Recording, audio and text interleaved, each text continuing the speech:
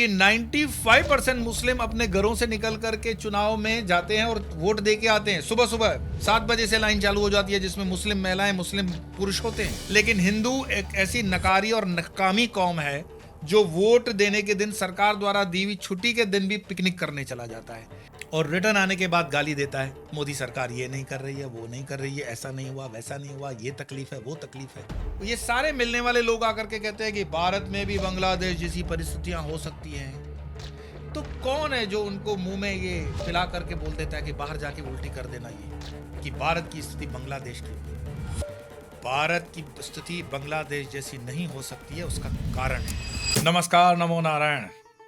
इस देश में कई बातें संयोग से भी होती हैं और कई बातें प्रयोग से भी होती हैं, और वर्तमान में कुछ ऐसे प्रयोग किए जा रहे हैं राष्ट्रीय स्तर पर नहीं, अंतर्राष्ट्रीय स्तर पर, जिससे इस देश की सरकार को अस्थिर किया जाए और उस देश की आम जनता को बांग्लादेश के लाइन पर दौड़ा दौड़ा करके भुखमरी और अंधकार के युग में ले जाया जाए। और ऐसा ही एक प्रयोग होने वाला है कश्मीर के चुनाव में या हरियाणा के चुनाव में, और वो चुनाव का एक मंत्र जिसका प्रयोग तो हो चुका था संयोग से, वोट जिहाद। मैं जानता हूं आप वोट जिहाद नाम से वैसे तो थोड़े बहुत परिचित होंगे ही, क्योंकि ये प्रयोग 2024 के लोकसभा इलेक्शन में हो चुका था। लेकिन जिन जिहाद से हम परिचित हैं, लव जिहाद कैसे होता है तो आपको पता है। वो डोरा भी बांधेगा, टीका भी लगाएगा, नाम भी पप्पू रखेगा, कल्लू रखेगा, जिसमें लव जिहाद उनके लिए सहूलियत पड़ी हो जाती है। फिर है लैंड जिहाद। लैंड जिहाद क्या है कि इस्लाम का इस धरती पर आना 1500-1400 साल है, लेकिन कुछ कुछ हिंदुओं के मंदिर 2-2 ढाई साल पुराने भी वक्फ बोर्ड में चले गए और वक्फ बोर्ड ने उनको कब्जा किया। अब वक्फ बोर्ड आम मुसलमान की कोई ऑर्गेनाइजेशन नहीं है, ये उन चंद सरमाएदारों की ऑर्गेनाइजेशन है जिसमें बहुत बड़ा गफला है, और मुसलमानों के जो ऊपर के स्तर के नेता हैं उनके ज़मीनें काफ़ी उनके पास है। इसीलिए वक्फ बोर्ड का जो बिल है वो आम मुसलमान को बरगला करके जिंदाबाद मुर्दाबाद करवा करके वो रोकना चाहते हैं। पर हकीकत ये है कि वक्फ बोर्ड में आम मुसलमान का बहुत फ़ायदा होगा अगर ये नया बिल आता है तो मैं आज, क्योंकि वो विषय मेरा नहीं है, तो लव जिहाद, लैंड जिहाद, फूड जिहाद। फूड जिहाद अंतर्राष्ट्रीय स्तर पर इस्लामिक ब्रदरहुड जो अपने सारे कार्य करता है वो इसी हलालोनॉमिक्स, आप उसको गूगल करके देख लेंगे, बहुत सब्जेक्ट क्लियर हो जाएगा हलालोनॉमिक्स क्या है।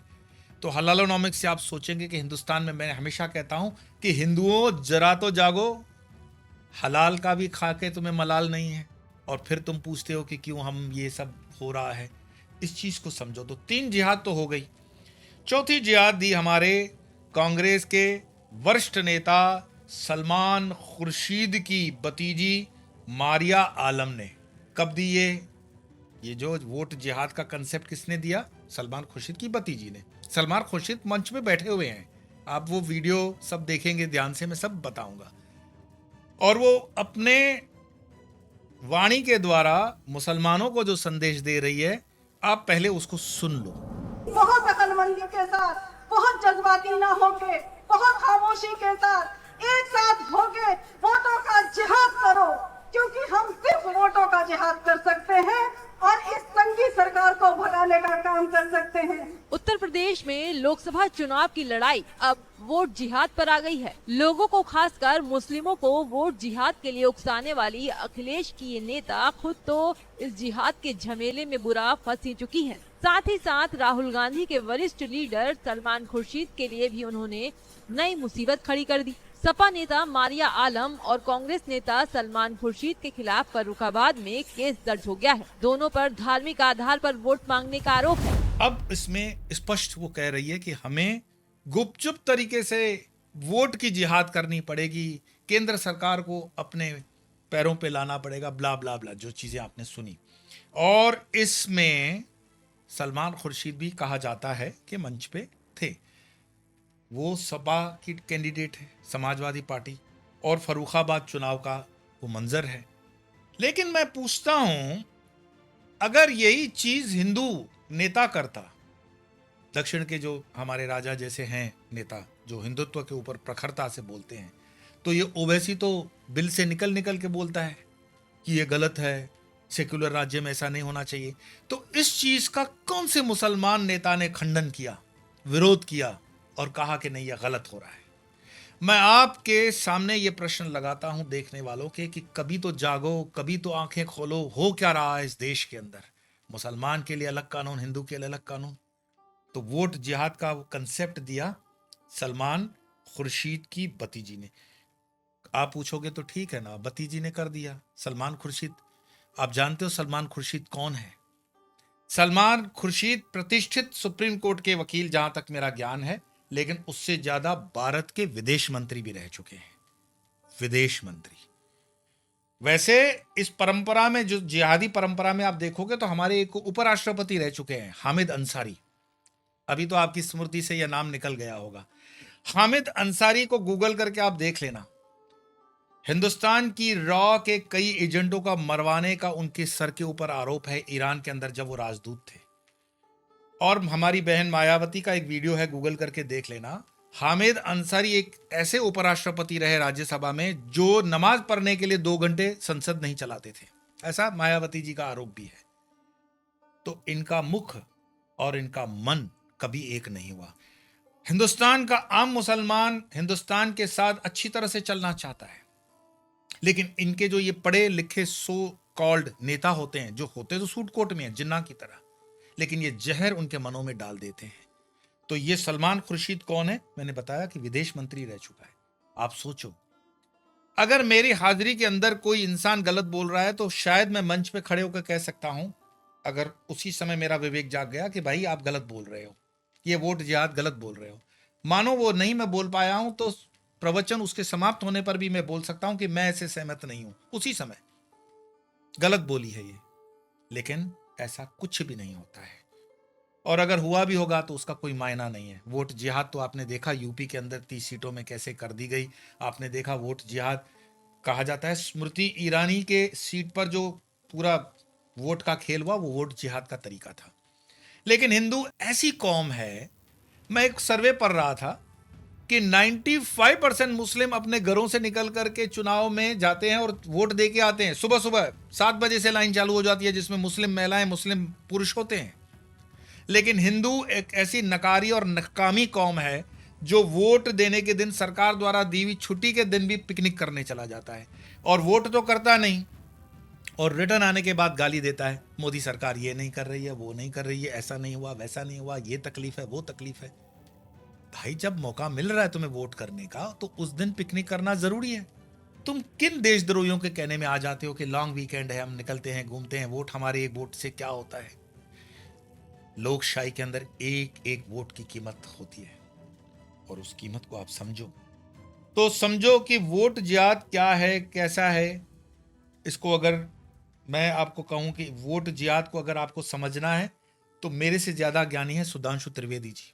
आप उनकी क्लिप को देखिए। अभी आपने देखा कि उनकी प्रत्याशी ने उत्तर प्रदेश में वोट जिहाद जैसी बात, यानी अब सांप्रदायिकता के साथ साथ हिंसात्मक दृष्टि भी लाने का प्रयास किया गया। और आज इनके गठबंधन सहयोगी दलों में से, या यूं कहें कि विपक्षी दलों के सबसे प्रोमिनेंट दल में से एक तृणमूल कांग्रेस के एक विधायक हिमायू ने इस सीमा तक जाके कहा है कि हम हिंदुओं को गंगा में बहा देंगे, यानी इतने प्रतिशत हैं, हम इतने प्रतिशत हैं। इस प्रकार की बात को सांप्रदायिक हिंसा और नफरत की सीमा तक ले जाना दर्शाता है कि इंडी गठबंधन अब पराजय की हताशा में किसी भी सीमा तक जा रहा है। सुधांशु त्रिवेदी जी ने बहुत अच्छे से वोट जिहाद के विषय में जो कहा है, आपने उस चीज को समझा।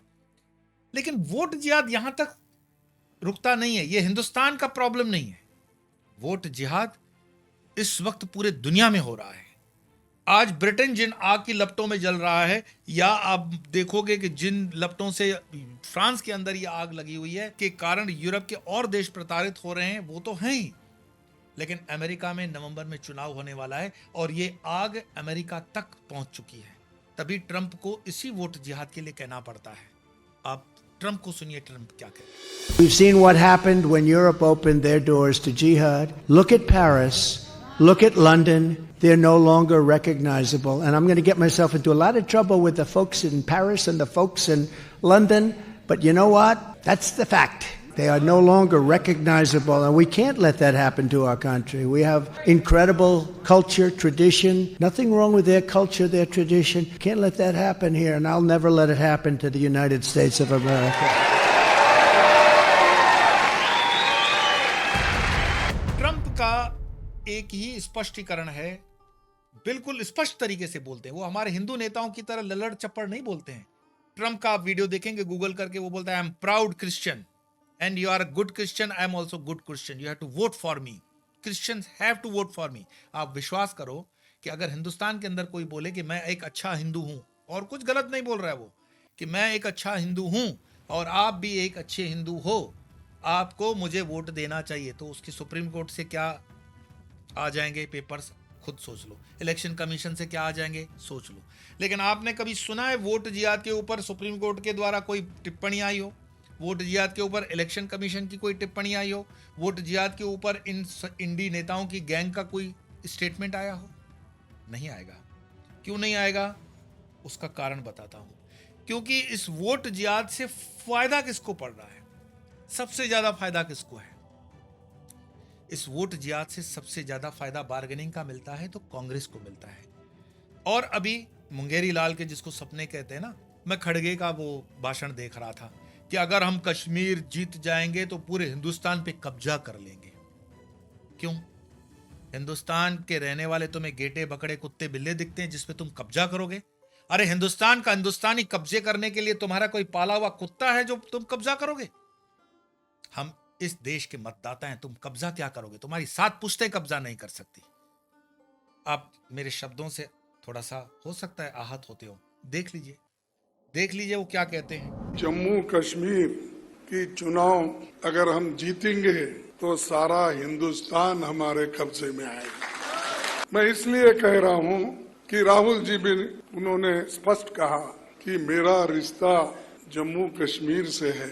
वो सिर्फ चाहना या नहीं चाहना नहीं, मेरा खून का रिश्ता है जम्मू कश्मीर। तो खड़गे जिस कब्जे की बात कर रहे हैं वो कब्जा राजनीतिक कब्जा नहीं है, वो कब्जा अंतरराष्ट्रीय षड्यंत्र का एक हिस्सा है जिसमें जॉर्ज सोरोस के 8,000 करोड़ रुपए की इन्वेस्टमेंट, मैं तो ये 4-5 साल पहले का रिकॉर्ड बता रहा हूं।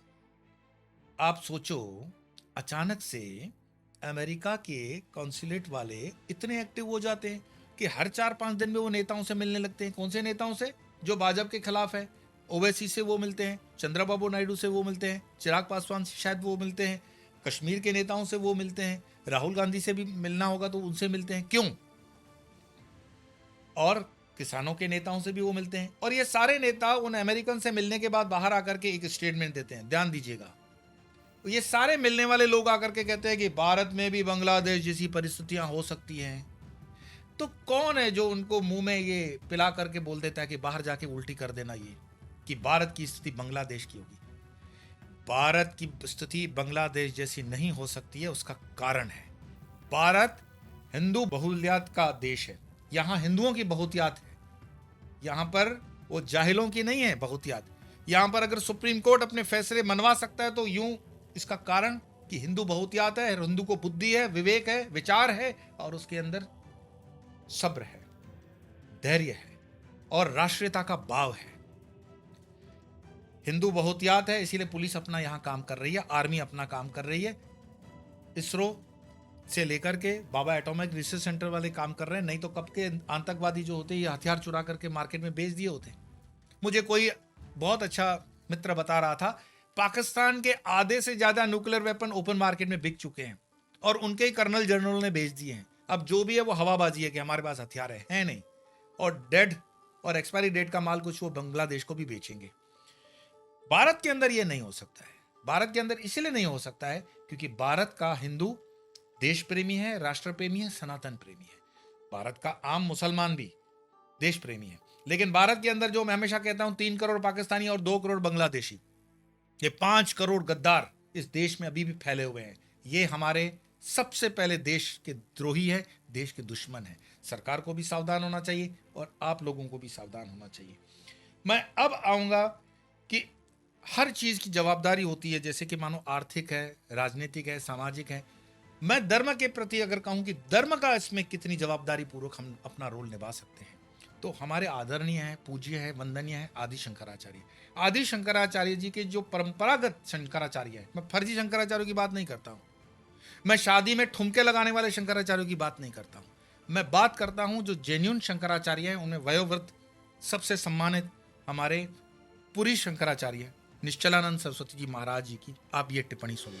सुदूर बैठकर पोप इत्यादि महानुभाव पूरे भारत पर गुप्त और प्रकट शासन कर रहे, हम धर्माचार्य और कथावाचक क्या कर रहे, ये प्रश्न चिन्ह है। शरीर छोड़ने के बाद तो ईश्वर पूछेंगे कि आपने क्या किया, ये तो पूछे जाएंगे। केवल धन मान के लिए अपनी विद्या का, अपने शिष्यों का प्रयोग किया, या सचमुच में स्वस्थ क्रांति को उद्भासित करने के लिए आपने प्रयत्न किया, यह सबका दायित्व है, आपका भी दायित्व है, आपका भी दायित्व है। आप तो सबसे पहले फंसेंगे, आपका मतलब जो कथा सुनते हैं वो सबसे पहले फंसेंगे। तुम्हें तो विवेक था, तुमने क्या किया? आपने देखा होगा कि यहाँ शंकराचार्य जी कहते हैं कि हमको सिर्फ कथा जो सुनने आता है, ऐसा नहीं कथा सुना तो पुण्य प्राप्त होगा, नहीं होगा। कथा करने वाला भी अगर धर्म के प्रति सचेत नहीं करता है और कथा सुनने वाले को भी अगर समझ में नहीं आ रही है कि उसका दायित्व क्या है, तो क्या स्वर्ग की प्राप्ति होगी? अरे ये कोई बातर हो रहे हैं क्या, स्कीम में बिक रही है और तुम ले लोगे? ये सनातन धर्म है, ये कर्म के सिद्धांत से चलता है, जैसा बोएगा वैसा पाएगा। वर्तमान की जो परिस्थितियों की आवश्यकता है, मैं कह रहा हूं ये 1000 दिन इस राष्ट्र के लिए, इस देश के लिए चैलेंजिंग है, और ये दिन हमें भी सतर्क रहना है और इसमें से जो जिसका जहां जैसा भी योगदान कर सकता है करना चाहिए। लेकिन साथ साथ में आप मतदाता हो, मतदान करते हो, मतदान का अगर आपको हक है तो उसका सदुपयोग करो। पिकनिक करने की जगह मैं ये नहीं कहूँगा वोट जिहाद करो, लेकिन विवेक से वोट तो करो कम से कम। खासकर मरे हुए वो लोग जो कहते तो खुद को हिंदू हैं लेकिन वोट करने जाते ही नहीं है।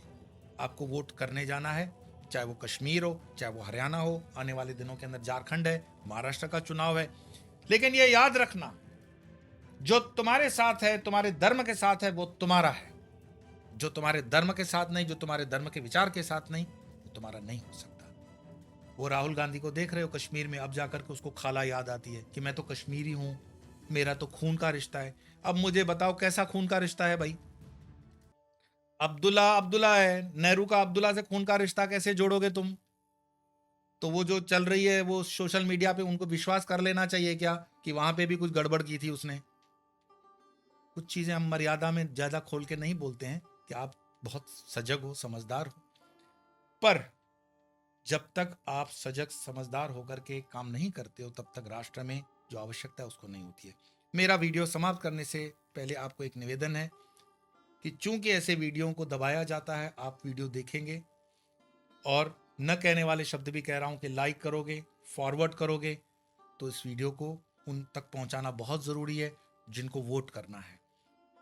तो जागते रहो, जागते रहो, जागते रहो। आज इतना ही, फिर मिलेंगे, तब तक के लिए नमो नारायण।